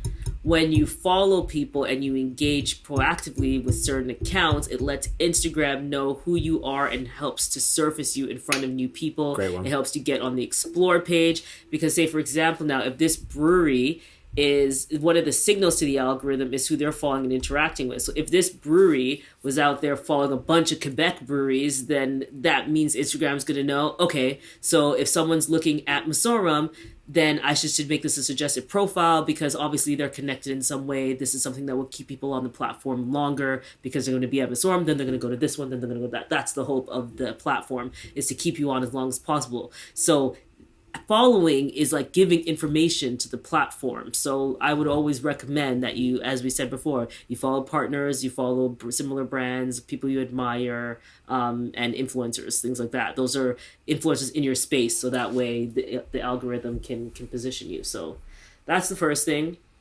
In addition to, of course, keywords in bio, Linktree. Those Linktree, no missing highlights. Definitely need to have highlights. A little bit too many graphics. Tell me what you loved about this one first before I... Photos, just the photos. Okay. In general, I actually didn't choose this one. This was sent by Chris, but I think they got really nice photos. No hashtags, no engagement as usual. But I think when they do their nice photos, there's some really cool stuff that they're... Because they're in a beautiful spot. Like, they're in this, like, sticks in Quebec. And this is beautiful. Yeah. What the fuck? This ground is pink.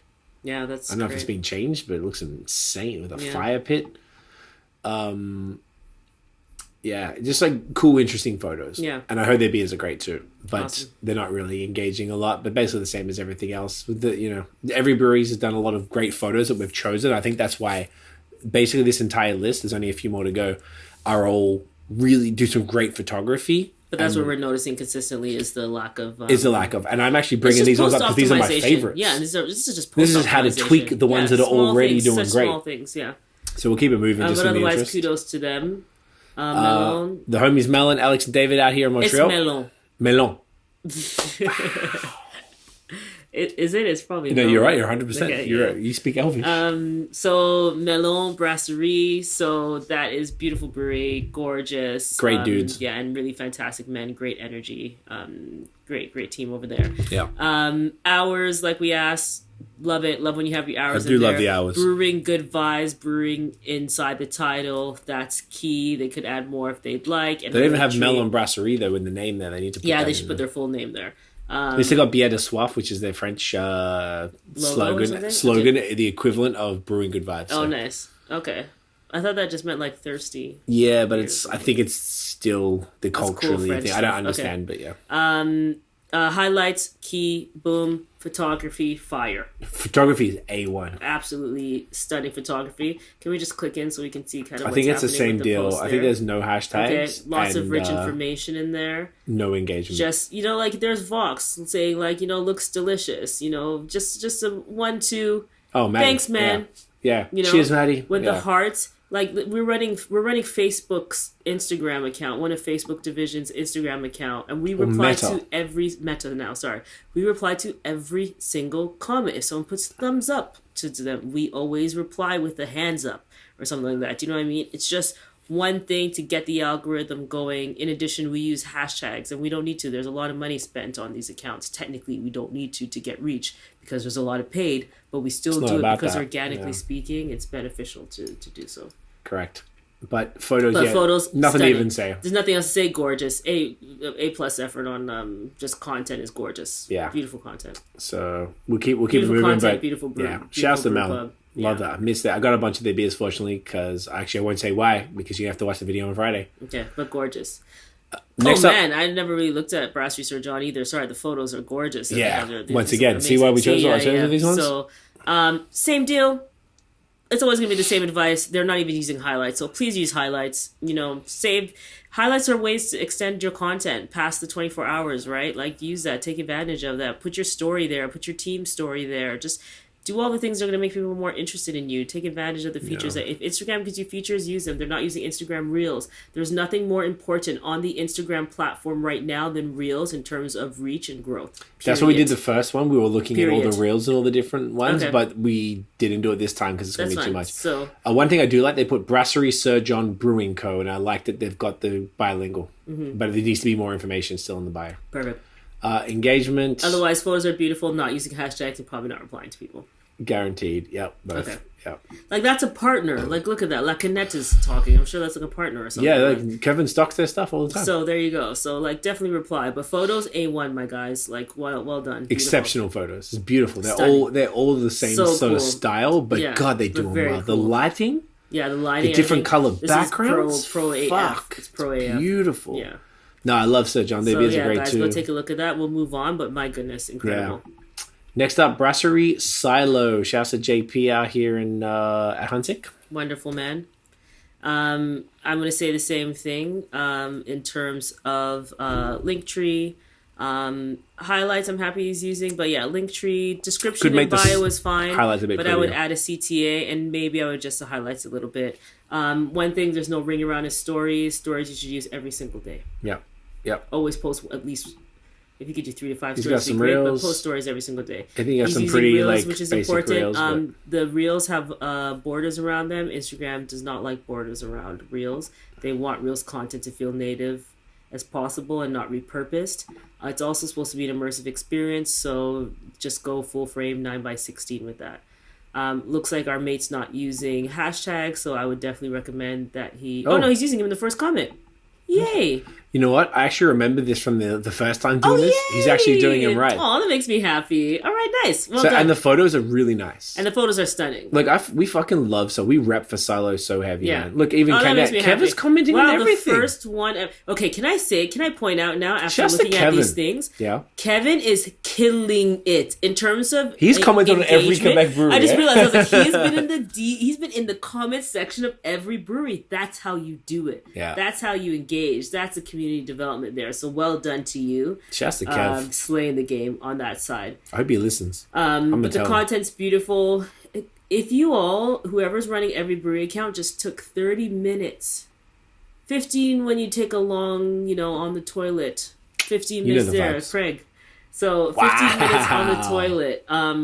Craig, if I was saying Craig, that's an hour on the toilet. But I mean, like for normal people, if you're 15 minutes on the toilet, that is the perfect time to just be like, let me go and proactively engage and bring attention to my page.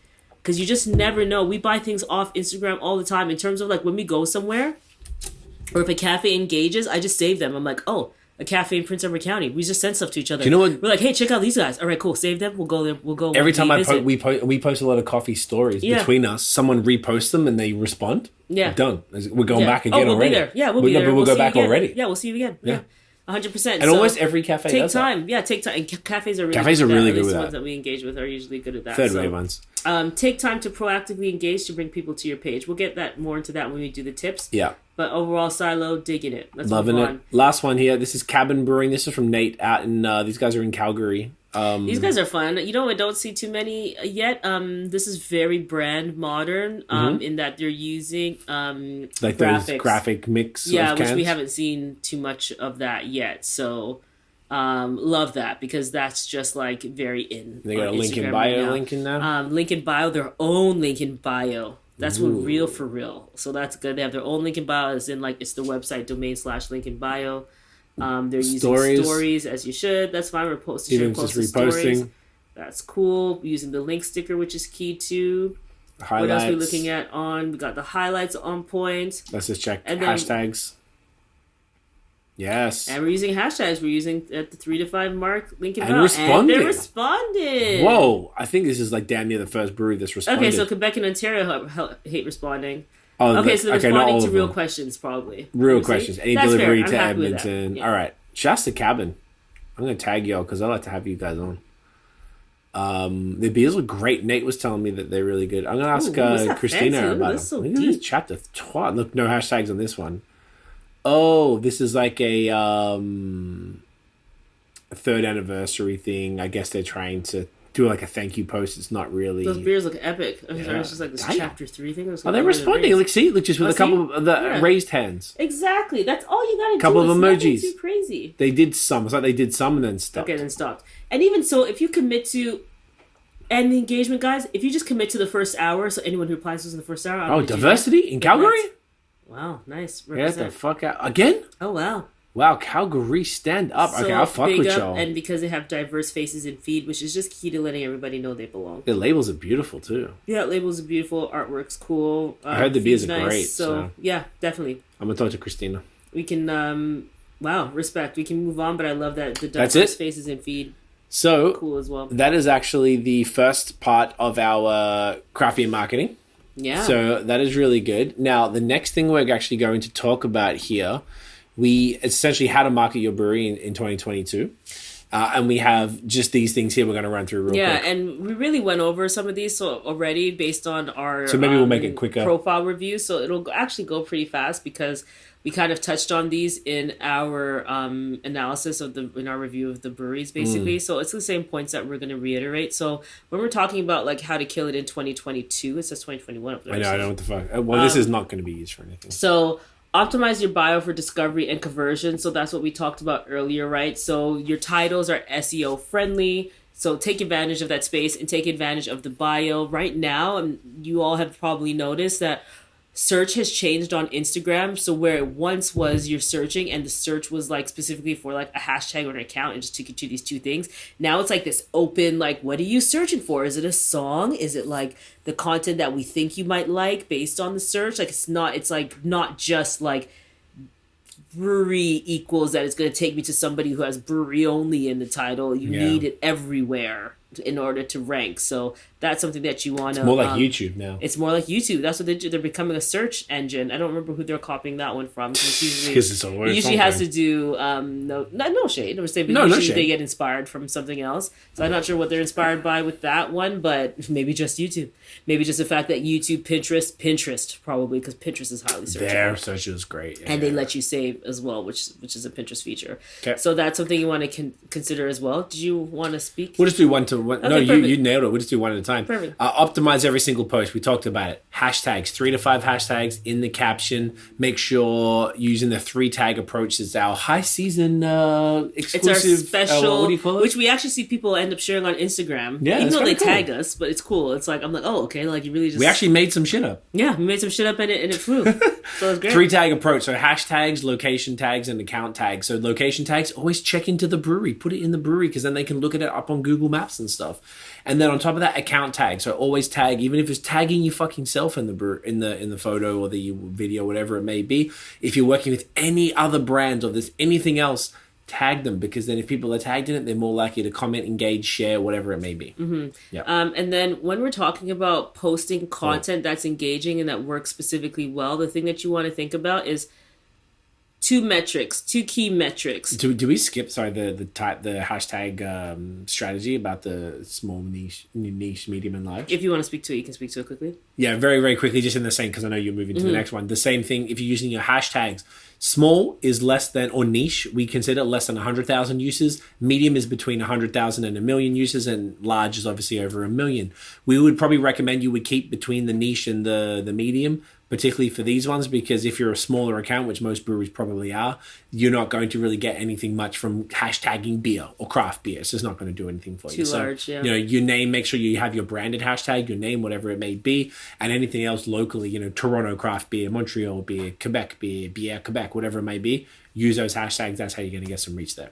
I think that's the main thing there. Cool. Perfect. And then when we're talking about like what your lens you're filtering your content through is it savable or is it shareable? Yep. If we want to talk about how to rank, how to do well, how to grow, those are the things that you have to be thinking about. Is it going to move people to save it where they need to come back later? Because that's a signal to the algorithm that this is interesting content because they want to come back to it, or are they going to share it? And these 2 things are going to benefit you not only from an algorithm perspective, but from a business perspective too, right? Like if I'm saving something and you're a product-based industry, it likely means because I want to purchase it, I want to refer back to it later. I could be on the road or something and I don't have the immediate time to buy it, but it's like I want to save it so I can come back to it. So what's making me want to save this post? And one thing I will say across the board, and that's the difference between like global brands or larger brands than what I am seeing across the breweries, is that it is very product focused and sales and promo focused.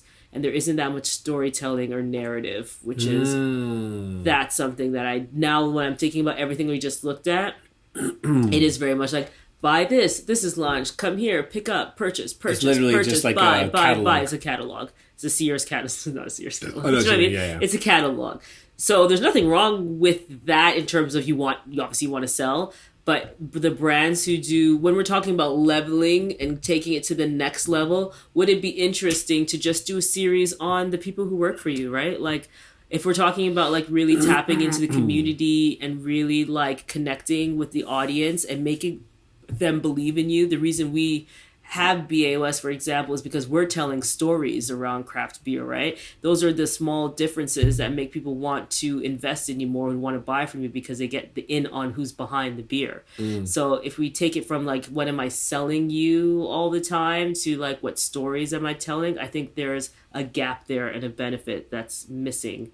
So like if I was working with the brewery, we would for sure be doing some form of storytelling series around the brewery, you know, around making a beer, you know, like how we get from start to finish, around the people who work there, you know, around the tap room managers. How do we use that content and upload it to YouTube so we rank and search better as well? You know, like how do we take it from this where everybody is to like the next level of something that's like sustainable longevity? Maybe I get covered in a magazine because I'm doing it differently than other people are. Things like that. Exactly, because a lot of the ones that are popping, like if you want to compare it to the American similar ones, maybe Other Half or Monkish or whatever, that's just popularity and population density.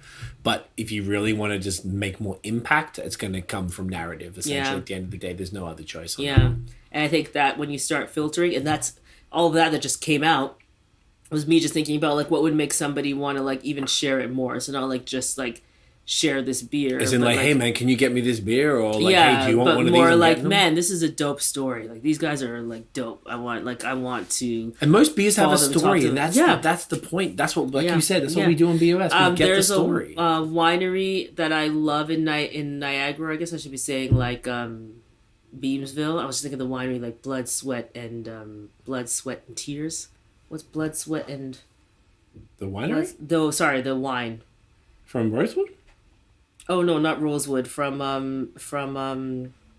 Oh, Back 10? Back 10 Cellars. I love Back 10. But Shouts they to have them. they have one that's cool Blood, Sweat, and when I talk about storytelling, they're so good at storytelling. I know it's this couple and what they did. We stayed at their Airbnb that used to be an Airbnb. No, not an Airbnb, a B&B. B&B, not even Airbnb. Their own like B&B, doing all that stuff themselves. Now it's the tasting room. We stayed in it. Oh, that's the wine called Blood, Sweat, and Years. Like when they do that, I'm like, I know. And when they release that, it's like I wanted to buy it because I know how much blood, sweat, and years they put into launching the wine or something. We saw it, but also they tell us chickens. We have the story from it. Right? Look at this. This is literally a story. Cute. It's just this couple who's building it. They're literally showing you. I forgot the what Andrew and is it Catherine or something? Excuse me for forgetting. Oh, look, because I forgot her name right now, but she's amazing. They're so lovely. And they're so great, but the story makes you want to buy more. It makes you want to return because I'm like, I'm out there back every supporting this couple, you know, that are killing it. I have to like go. Christina, I think is her name. Yeah. So, that's so cool. That's a great point. So story is key. So that takes you to a next level. It helps you in the algorithm one, but helps you when we're talking about next level. That's all. But in terms of quick, fun things you can do, hey, you know, take advantage. Quotes, memes, all that fun stuff. Do that. And there's educational pieces that you can include in that too. This is like leveling up. So that's what I'm talking about. But that's what we're trying to do. And I want to level up all the breweries if we can. Like, we got this. We got the formula, right? We got the formula. Post a beer, do all that stuff. They'll come here. How do we level it up now, like to make it something that is a larger brand? If we want to take it there, some people don't want to take it there, but if we want to become something larger, how do we do that? That's a fantastic point. It really is. And once again, the ones that we just reviewed were all the ones that were mine and my friends' favorite Instagram accounts from craft beer already. So this is just how we, like Tiff just said, like how we kind of raise it up a little bit. The next thing is to use carousels. We talked about that just before. Like a bunch of them use carousels. The more you can keep people on there, you know, longer captions, but also the carousels, multiple pictures, multiple angles, different, you know, you're going to zoom in on parts of the label or parts of the ingredients if you're doing some sort of fun shoot with that. Another storytelling opportunity with carousels if you wanted. If you did put like the beginning to the end of a beer and you put like you put captions on. Could even have some brewing process BTS. Yeah, exactly. So sorry. No, please always jump in. And also like, you know, CTAs at the end, maybe you'd be like, here's a panel on the tile that you can actually say like, here's how you go to this website and this is the procedure to buy the beer, whatever it might be. Because I know some of it is a little bit complicated because of the popularity of the breweries and y'all got to deal with some serious shit. So carousels are very, very key.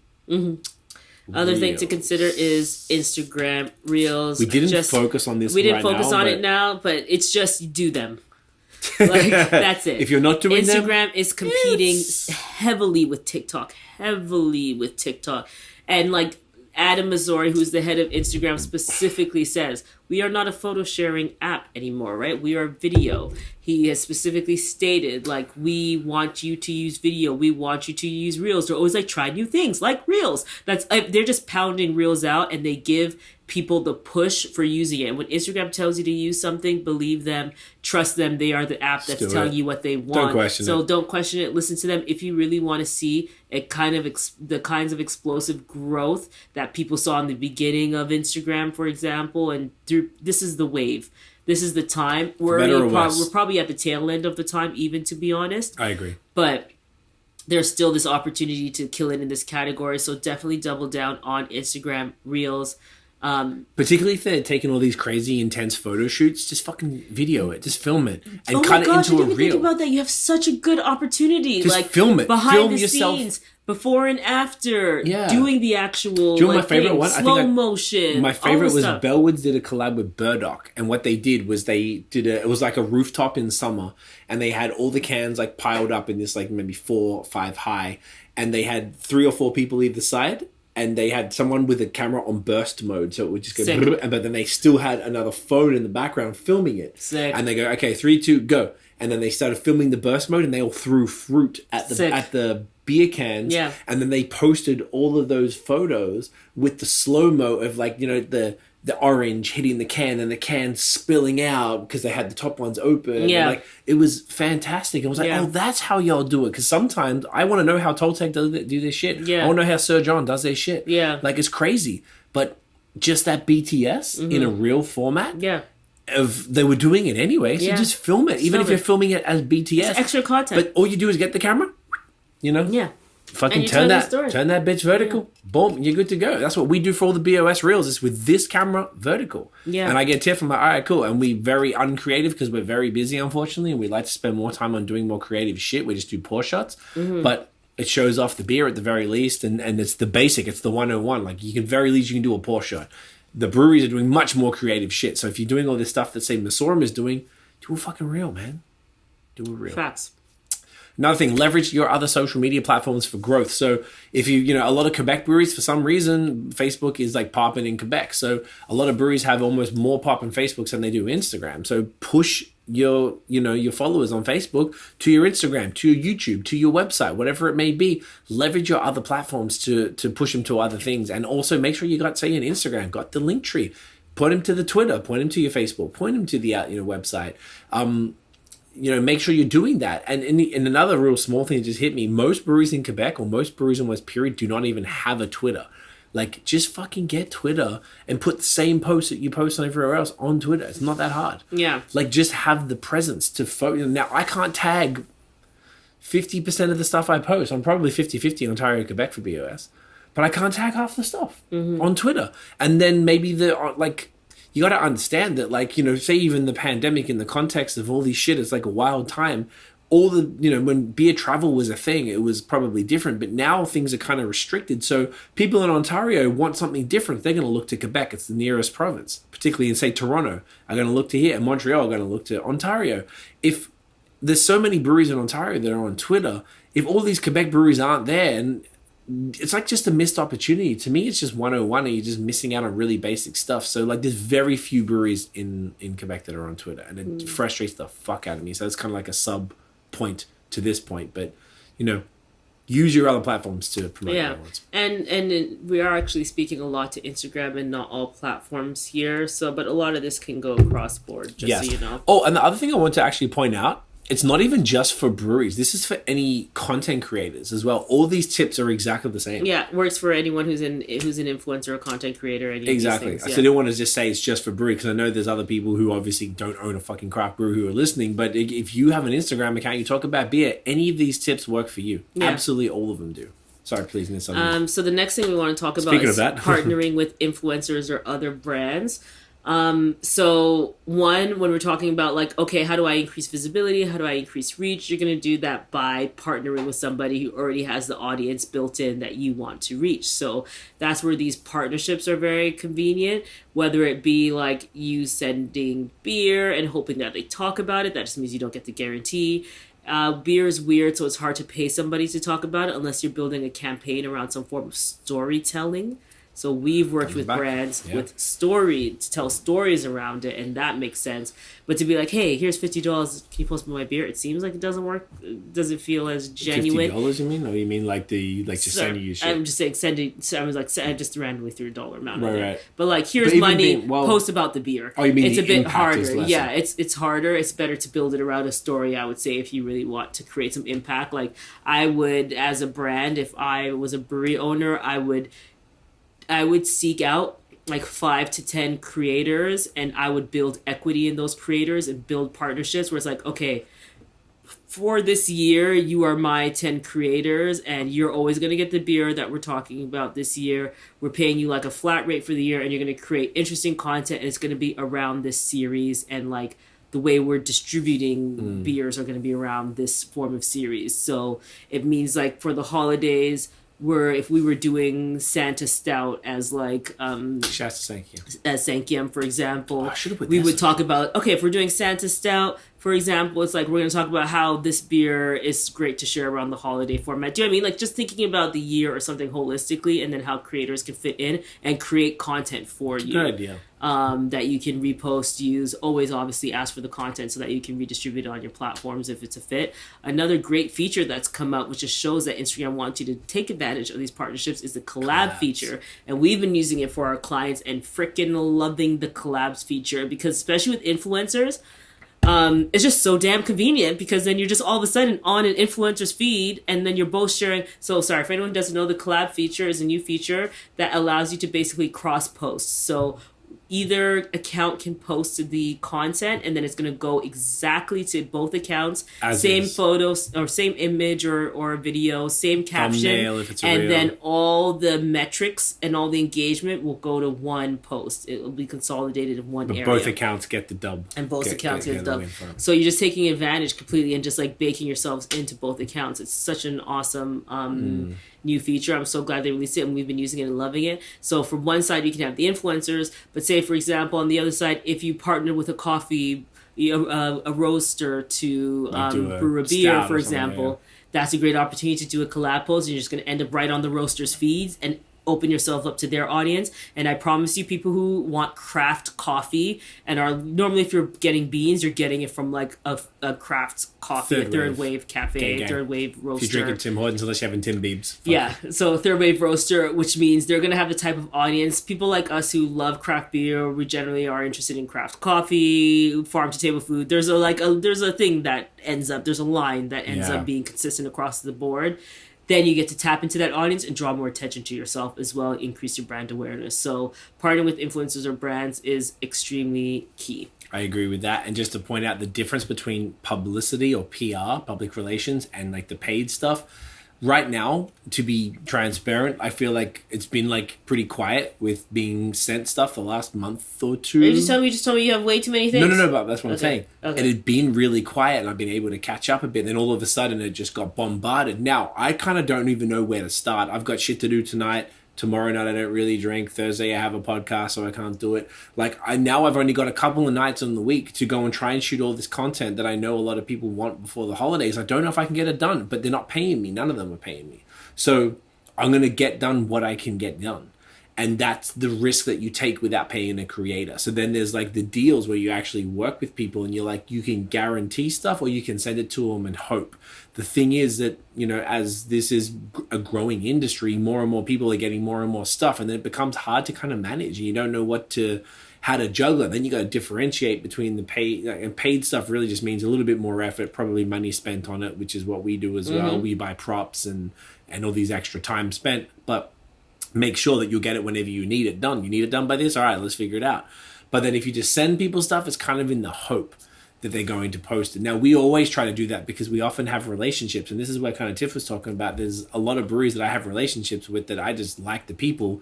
So I'm going to go out of my way to do my damnedest to make sure that I get it out there, but it doesn't always come through. And maybe I'll post it 2 months later, but I'll do what I can. And it's, it's an interesting thing. So just keep that in mind that, you can do the way that's sort of cheaper and like you hope they're going to do it, or you can put your money down and then you can, maybe do it with less people, but you get higher quality content and it's guaranteed. So I just want to quantify that. And the last tip that we have, Tiff actually mentioned this earlier. Spend approximately an hour a day proactively engaging with your community. So that would mean going out there, you're responding. I mean, that's community management, but just responding to all the comments, but going out there, going to other posts from other breweries, liking the other posts, liking the comments, going to the commenters of even your post or other breweries' posts, and then liking some comments on their feed. Mm-hmm. And if you liking some photos on their feed, and if you enjoyed anything or you have any thoughts, leave a thoughtful comment. Exactly. Without feeling spammy, without being fake, be authentic. If you're like, yo, I really like that beer. That's a great one. It's a great way to grow. It's one of the main organic methods that we promote to work, and like so much so that there's a company that we worked with that sponsored one of the high season videos called $80 based on the Gary Vaynerchuk principle. Method of engagement, which was like leaving your 2 cents across 10 accounts. I think it's 10 hashtags, 9 accounts. Okay. Yeah. Whatever the fuck, I forgot. I forget what it was. And either it was way, $80. So $80. And following what Craig was discussing C-certified on that, which C-certified Brewhead was discussing on that, is like there's 2 forms of interactions, right? So we were critiquing the reactive, which is comment responses. So that's a miss. And then there's another addition, which is the proactive strategies, which is that you're going out and looking up hashtags. All you got to do, you sit down, Ontario craft beer, you go through.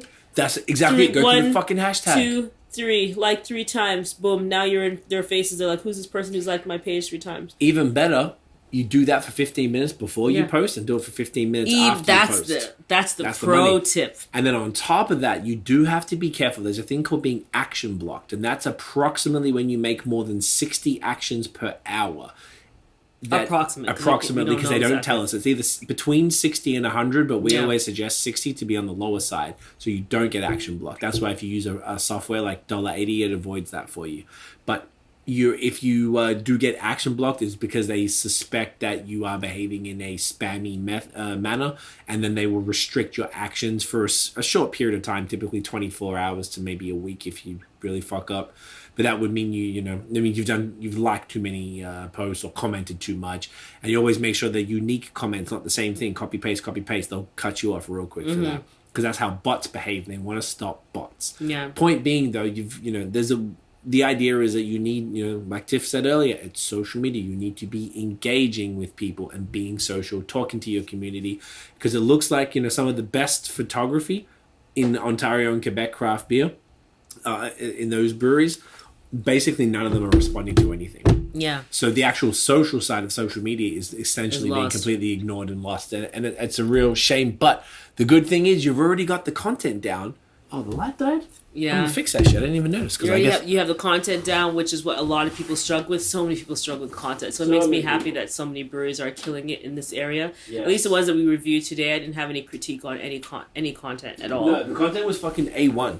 And I think that's the least of it. So we just want to see y'all. This is the beauty of this, right? We want to point out the best of the best, that we think the best of the best, and give y'all some props for that. But then, like, hey, we do this for a living. We've done it for a living for a very long time. So, excuse me. Here's just a couple ways you can level up a little bit. Exactly. And we want to leave you with that, particularly as the last one with Tiff at the end of the year, because you had 3 eps in a row. Thank you so much. Check me out. It's just we had a bunch of schedule shuffling that resulted in... I step in, I step in when duty calls. What's that called? Is it called the pitch hit or whatever it is? When it's like for baseball, you get put in I don't know, sports? I thought more like drafting into the army to conscription? Yeah. Wow, that's what it is. Wow. That's a bit dramatic. It's your podcast too. I know. But, it's been great. I'm not a talker. I'm not a talker. You're not a talker. You need a coffee, or you need a fucking coffee over here. Yeah. It's been really great having Tiff these last 3 episodes, so we get to do a bit of just something different, and we really love the interviews here, obviously, and telling the stories of people behind craft beer, but when these things come up and we have an opportunity, we get to kind of do something. We thought, well, you know what, let's see out the year, because now the next few episodes are all covered. Let's see out the year with something we can leave you guys with some value that you can, everybody, whether you're a content creator, a casual beer drinker who might just post on Instagram and maybe you want to just be better at it, or you're a craft brewery or winery, cidery, distillery, whatever it may be, something in the industry, all of these tips can help. So, we want to just at least leave y'all with a bit of a holiday gift of value. There you go. Call us Santa. There you go. All right. So that's it. That's it, guys. So look at that, kept it to an hour and a half. And this one, we did good. We did well. We were succinct. Well done. Look at that. Helps when you don't drink a bottle of wine before you're recording, So that's a lesson learned. Check that out. This was definitely a better episode. Yeah, so, I would say so. I'm glad we waited. And because it was I'm glad we called it. Yeah. You have to call. You have to be careful about your content. Yeah, we were looking at it, and we were like, oh, man, we were just not on the money. So it is what it is.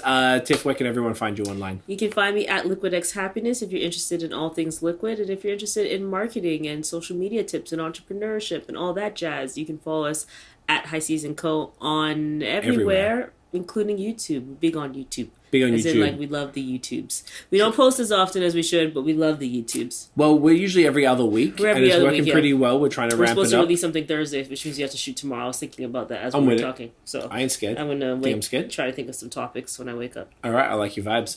Guys, thank you so much for watching and listening. If you enjoyed the episode, smash the thumbs up. Hit subscribe below. Hit the notification bell. Ding. So you know when the new drops. Follow us on social media at BAOS Podcast. And check out the long form audio.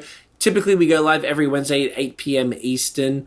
Hopefully, this will work out for tomorrow. Depends how quickly Notion gets it done and how live as in video is published. Published, that's what I mean. Yeah. Sorry, I'm so used to saying the fucking thing. It's been a year and a half, and we only stopped the live. So that's like we don't go live anymore. Well, as in like I make it a premiere. Maybe so it you should publish them earlier though. In the day? Like, look at me. I love watching H3 at like 1 p.m. People are slacking at work. I can put them on, but I do premieres. Yes, do a premiere thing. That's what H3 is doing live. And I can do it. 30,000 to 60,000 people are watching live in the middle of the day when I'm watching it. All right. So we can test it out. I didn't give a fuck. All right. Well, we'll let y'all know. Or just subscribe and hit the notification bell. Exactly. And then you'll know. All right, y'all. We'll see you in the next episode.